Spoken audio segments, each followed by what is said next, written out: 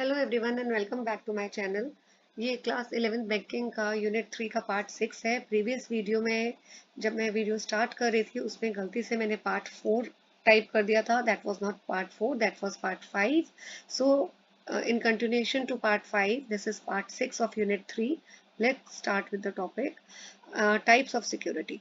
तो लोन यहाँ पे दो कैटेगरीज के होते हैं बेटा, secured and unsecured loans.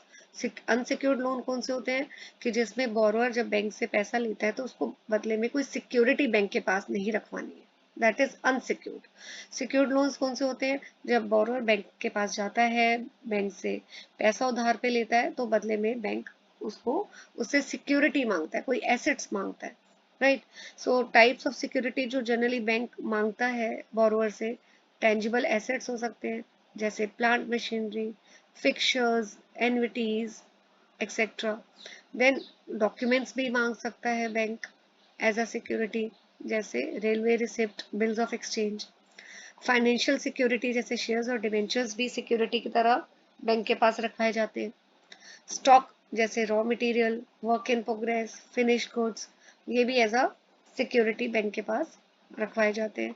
Life insurance policy, real estate जैसे लैंड, बिल्डिंग या फिक्स डिपॉजिट रिसिप्ट, ये भी एज अ सिक्योरिटी बैंक के पास रखते हैं। Now types of securities available in the market कौन सी है? Equity, bond, mutual funds, warrants. What are equity shares? Equity shares जो भी कंपनी में, अगर कंपनी को फंड्स की जरूरत होती है तो कंपनी क्या करती है, फंड्स कैसे रेज करती है?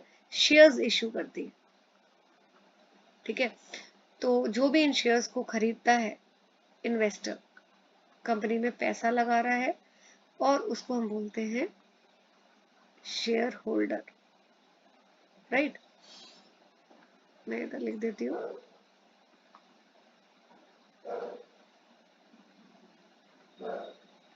तो जो ये शेयर होल्डर होता है, he has the full right कि कोई भी कंपनी के जो डिसीजन मेकिंग है कंपनी में, उसमें वो पार्ट ले सकता है और कंपनी के profits, he has a right in the profits of the company, he has a right to receive dividends, right.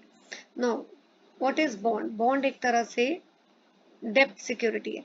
इसमें कंपनी जो है, अगर इसको फंड्स की जरूरत है तो वो डिबेंचर्स मार्केट में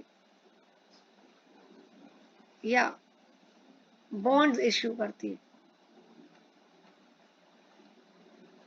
ठीक है। जो भी इन्वेस्टर कंपनी में पैसा लगाता है उसको डिवेंचर होल्डर या बॉन्ड होल्डर बोलते हैं। बट जो भी ये पैसा कंपनी में बॉन्ड के थ्रू लगाया जाता है, वो लोगों के पास कंपनी के डिसीजन मेकिंग में पार्टिसिपेट करने का कोई राइट नहीं होता है, राइट। उनको सिर्फ अपना पैसा एक पर्टिकुलर टाइम के लिए जो उन्होंने कंपनी को दिया, उस टाइम के बाद वो पैसा, प्रिंसिपल और इंटरेस्ट वापस मिल जाता है, राइट। नाउ इंटरेस्ट जो उनको मिलता है वो फिक्स्ड रेट पे भी कैलकुलेट होता है या फ्लोटिंग पे भी होता है। एंड जो कंपनी है, इट में pay the interest half yearly और ईयरली और quarterly. Now what are warrants?